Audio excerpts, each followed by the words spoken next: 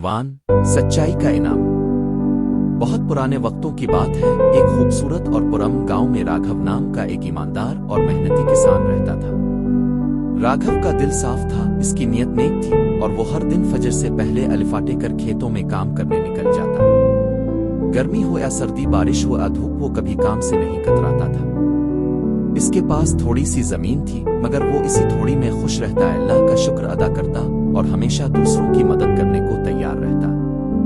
राघव का एक हमसाया था, विक्रम। विक्रम निहायत चालाक, हसद करने वाला और लालची शख्स था।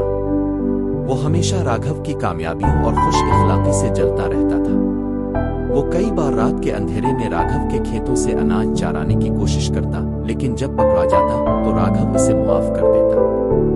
राघव कहता, जो गलती पर शर्मिंदा हो इसे सजा नहीं, नसीहत देनी चाहिए।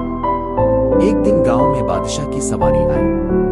बादशाह ने गांव वालों से कहा, मैं इस गांव का सबसे ज्यादा ईमानदार और मेहनती शख्स तलाश करना चाहता हूं, ताकि इसे अपने दरबार में इज्जत का मकाम मिले। ये सुनते ही सारे गांव में हलचल मच गई। लोग अच्छी बातें करने लगे, निकियां दुखाने लगे।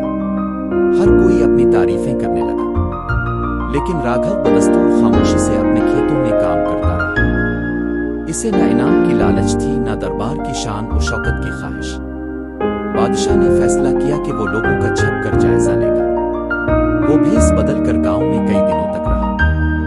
इसने विक्रम को देखा कि वो सिर्फ बातों का बादशाह है, मगर अमल में कमजोर है।